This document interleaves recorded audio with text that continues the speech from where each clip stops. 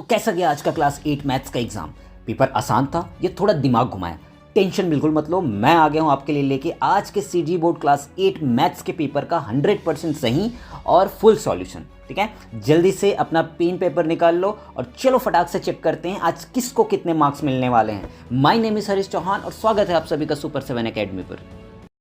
तो चलिए हम स्टार्ट करते हैं। सबसे पहले हम करने वाले हैं हमारे ऑब्जेक्टिव क्वेश्चंस। ठीक है, टोटल 15 क्वेश्चन आए थे ऑब्जेक्टिव वाले, उसके बाद 5 जो क्वेश्चन थे वो फिल इन दी ब्लैंक्स वाले थे। तो पहले ऑब्जेक्टिव वाला हम देख रहे हैं। तो ऑब्जेक्टिव में पहला क्वेश्चन देखिए क्या लिखा हुआ है, square root is represented by following symbol. कौन सा सिंबल यूज होता है स्क्वायर रूट के लिए? ठीक है, क्या वो ए है, बी है, सी है, डी है? क्या है ये जो डी वाला है, ये तो क्या है भैया, डबल कॉलन है, ये प्रोपोर्शन में यूज़ होता है, ये इक्वल का साइन हो गया, और ये स्लैश वाला डबल स्लैश किसी और चीज़ में यूज़ होता है। तो ये आपका ऑप्शन नंबर ए सही होगा स्क्वायर रूट के साइन के लिए। सबको पता है, बहुत ही चिल्लर सा क्वेश्चन है। ठीक है, अगर आप चैनल पे पहली बार आए हैं तो अभी के अभी चैनल सब्सक्राइब करिए, वीडियो अच्छी लगती है तो लाइक करिए, शेयर करिए दबा के।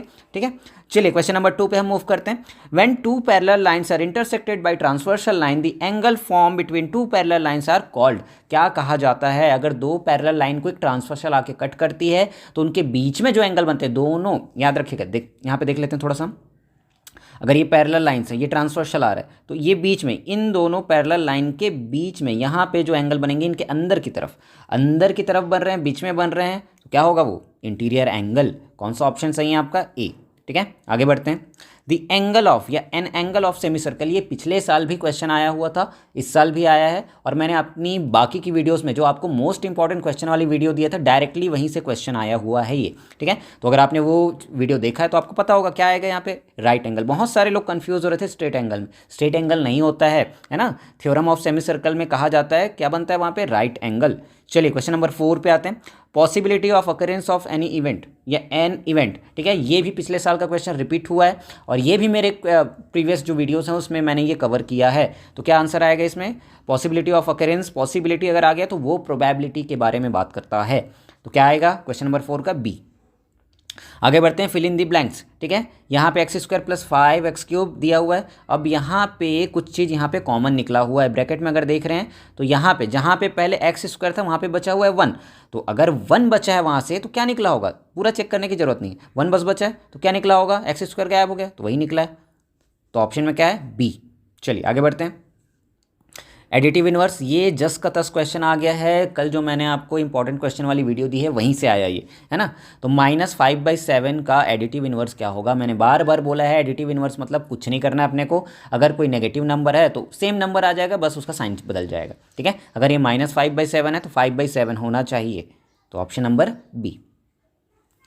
क्वेश्चन नंबर 7 आगे, प्रॉपर फ्रैक्शन के बारे में भी मैंने आपको बताया। प्रॉपर फ्रैक्शन ऐसा फ्रैक्शन होता है जिसमें डिनोमिनेटर बड़ा होता है न्यूमरेटर से। तो कौन सा ऑप्शन है उसमें? Option number B. ठीक है, चलिए आगे बढ़ते हैं क्वेश्चन नंबर 8 पे।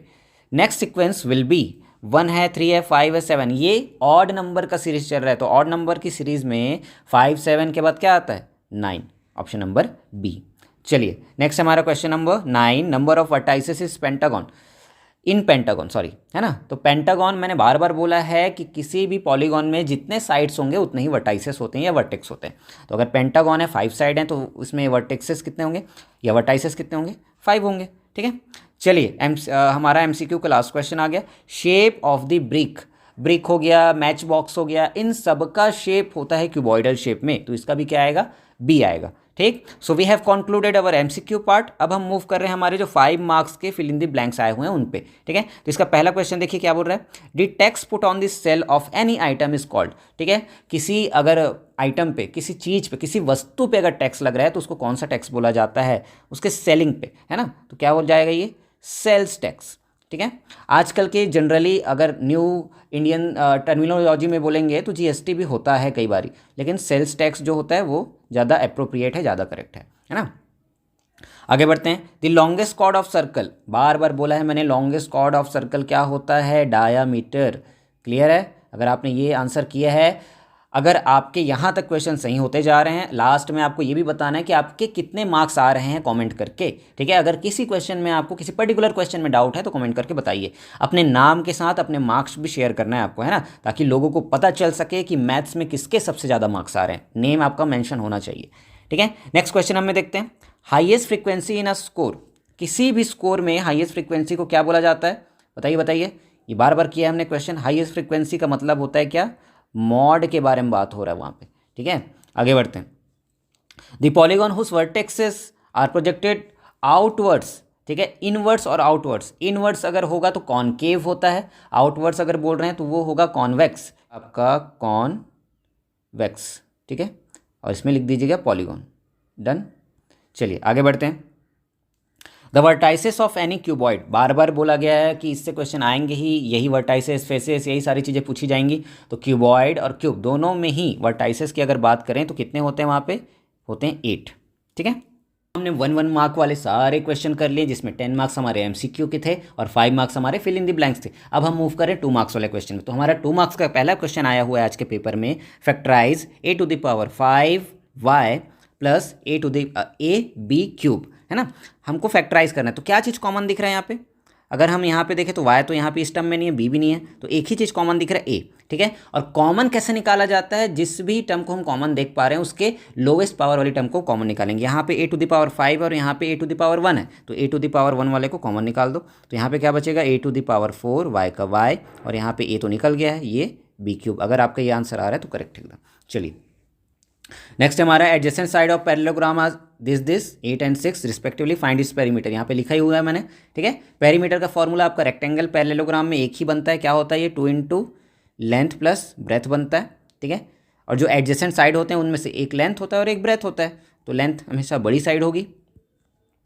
तो कितना आएगा ये, 8 + 6 कितना होता है, 14, 14 2 जा करूँगा तो कितना आएगा, 28। अगर आपका 28 सेंटीमीटर आ रहा है तो एकदम करेक्ट आंसर है, ठीक है। क्वेश्चन नंबर 4 पे आते हैं। सॉल्व द इक्वेशन, कुछ नहीं करना था यहाँ पे, क्या करना है, 5x, 6 उधर जाएगा, 11 माइनस हो जाएगा 6, तो 5x = कितना हो जाएगा, 5x की वैल्यू कितनी हो जाएगी, 5/5 मतलब 1।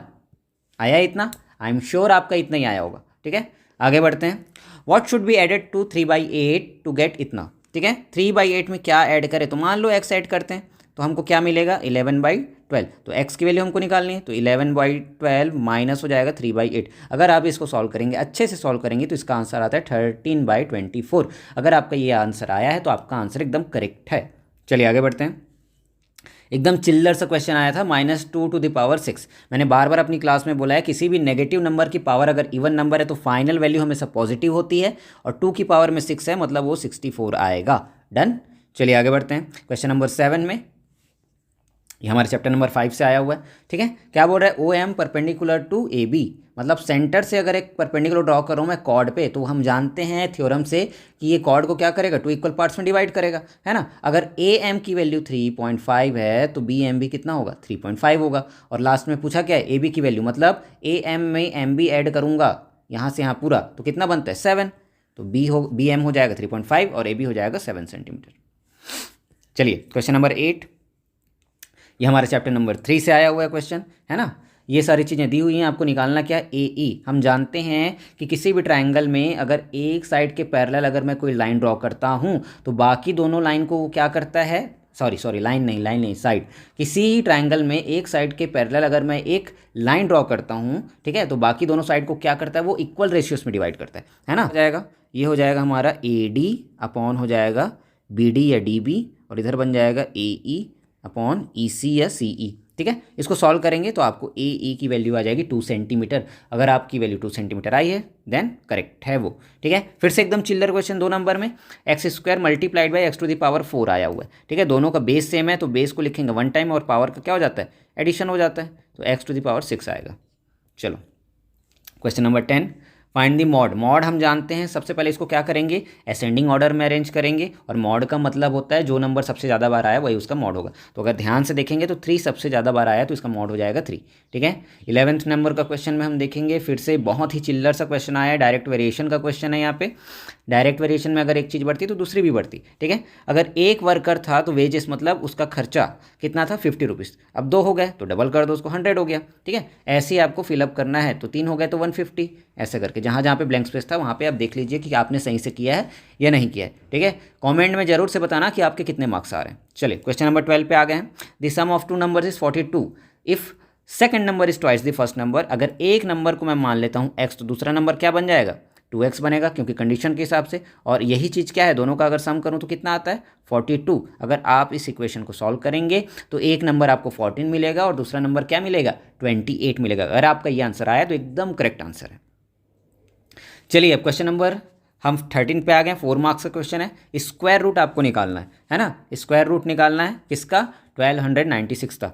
अगर मैं शॉर्टकट में बताऊं तो प्राइम फैक्टराइजेशन से आपको करना है। और ये कैसे आता है, ये आएगा, अगर मैं इसको लिखूंगा तो 2 आएगा 4 टाइम्स। ध्यान से देखिएगा 2 कितने टाइम्स आ रहा है 4 टाइम्स, और 3 भी कितने टाइम्स आता है यहाँ पे 4 टाइम्स आता है। तो अगर हम ऐसे करते हैं स्क्वायर रूट का साइन लगाते हैं तो पेयर बनाते हैं यहाँ पे, है ना। और हर पेयर से एक एक नंबर बाहर आता है। तो 2 बाहर आ गया, यहाँ से भी एक 2 बाहर आ जाएगा, इस वाले पेयर से 3 बाहर, और इस वाले पेयर से भी 3 बाहर। तो कितना आ रहा है 2 2 जा 4, 4 3 जा 12, और 12 3 जा होता है 36। तो इसका स्क्वायर रूट कितना आ जाएगा 36। डन। ओके चलिए आगे बढ़ते हैं। क्वेश्चन नंबर 14 में आया है, सॉल्व करने को आया है अपने को आइडेंटिटी की हेल्प से। ठीक है, अगर यहाँ पे देखूँ तो 2a + 3 का होल स्क्वायर लिखा हुआ है, तो एक को पूरा a मानूंगा, एक को पूरा b मानूंगा, और a + b का होल स्क्वायर का फॉर्मूला लगाऊंगा, सारी चीज़ों को पुट करूंगा और सॉल्व करूंगा। तो आंसर क्या आएगा आपका 14a² + 12a और +9। अगर इतना आया है करेक्ट है। चलिए आगे बढ़ते हैं क्वेश्चन नंबर 15 पे। ट्रेपेजियम का एरिया निकालने बोला है। तो ट्रेपेजियम का एरिया क्या होता है बताइए, हाफ, और ये होता है सम ऑफ पैरेलल साइड, है ना, पैरेलल साइड्स, और मल्टीप्लाइड बाई क्या होता है डिस्टेंस बिटवीन पैरेलल साइड। ठीक है, या जिसको हाइट भी बोला जाता है, एच भी बोला जाता है। तो वही सारी चीज़ें दी हुई हैं यहाँ पे। अगर इसको रखेंगे आप सॉल्व करेंगे अच्छे से तो ये आता है आपका 168 सेंटीमीटर स्क्वायर। डन। चलो आगे बढ़ते हैं। इसके बाद है क्वेश्चन नंबर 16। लेंथ ब्रेथ और हाइट दिया हुआ है एक रेक्टेंगुलर रूम का। ठीक है, अपने को क्या निकालना है वॉल्यूम। वॉल्यूम क्या होता है length into breadth into height. तो इसका आंसर आपका होगा 4320। सारी चीज़ें फिट में दी हैं तो यूनिट भी आपका फिट में होगा, या तो फिट क्यूब लिखिए या क्यूबिक फिट लिखिए। चलिए आगे बढ़ते हैं।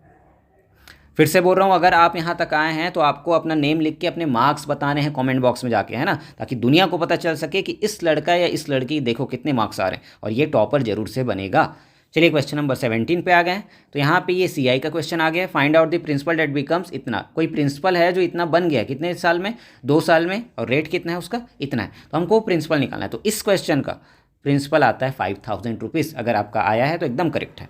ठीक है, अब इसी पे और वाला क्वेश्चन है, find the compound interest and amount for 4000 at the rate of 5% for 2 years. तो इसका जो 2 ईयर्स का आता है ये 410 रुपीज़ आता है आपका कंपाउंड इंटरेस्ट या CI। तरीके आपको पता है, मैं एकदम सॉल्व करके नहीं दिखाऊंगा, बस मैं आपका आंसर यहाँ पे करेक्ट करवा रहा हूँ। ठीक है, क्वेश्चन नंबर 18 पे आ जाते हैं। डिवाइड एंड से whether the divisor is multiple factor of dividend. ठीक है, हमेशा ये क्वेश्चन जब आता है तो मैं बार बार अपनी क्लास में बोला हूँ, कहने का मतलब है जिस चीज़ से हम डिवाइड कर रहे हैं, जैसे ये हमारा डिवाइजर है, अगर ये इसको पूरी तरीके से डिवाइड कर लेगा, पूरी तरीके से डिवाइड करने का मतलब होता है रिमाइंडर का 0 होना, तो ये जो डिवाइजर है ये हमारे डिविडेंड का फैक्टर होगा ही होगा। डन। चलिए अब इस पे जो एक क्वेश्चन आया है, सिंपली इसको मल्टीप्लाई करना था। बहुत चिल्लर सा क्वेश्चन है और में करके आया है। तो इसका आंसर होता है आपका 6x² + 25x + 14। ठीक है, चलो आगे बढ़ते हैं। अब यहाँ पे क्वेश्चन नंबर 19 आ गया, 6 मार्क्स का है, कंस्ट्रक्शन वाला क्वेश्चन है। तो कंस्ट्रक्शन आपने बहुत अच्छे तरीके से किया होगा, मुझे पता है ना। चलो तो इसको क्या ही एक्सप्लेन करें। तो अब हम हमारे क्वेश्चन पेपर के लास्ट क्वेश्चन में आ गए, जो कि है क्वेश्चन नंबर 20 का 6 मार्क्स का। ठीक है, और ये सिलेंडर वाला ही क्वेश्चन है हमारे मेंसुरेशन वाले चैप्टर से। दोनों में ही वेल वाला क्वेश्चन है। तो पहले क्वेश्चन का मैं क्वेश्चन नहीं रीड करूंगा। पहले क्वेश्चन में 2 चीज़ें पूछी गई हैं, वॉल्यूम और उसका प्लास्टर करना है अपने को, है ना। किसको प्लास्टर करना है, इनसाइड को। तो उसकी कॉस्टिंग कितनी होगी। तो वॉल्यूम आपका आएगा इतना, और प्लास्टरिंग की कॉस्ट आएगी आपकी 3300 रुपीज़। डन। इतना आया ही होगा सबका अगर आपने अच्छे से बनाया तो। ठीक है, अब इस पे और के बाद जो क्वेश्चन आया है, इस पे क्या पूछा है, find out the volume of the mud digged out from the well. कितना आएगा वॉल्यूम, तो ये आएगा 770 मीटर क्यूब या क्यूबिक मीटर। डन। तो आई होप कि आप में से मैक्सिमम लोगों के सारे आंसर करेक्ट होंगे। तो अपना नेम लिखिए और अपने मार्क्स लिखिए। ठीक है, मिलते हैं अगली वीडियो में, तब तक के लिए पढ़ते रहिए, फोड़ते रहिए। जय जोहार, जय छत्तीसगढ़।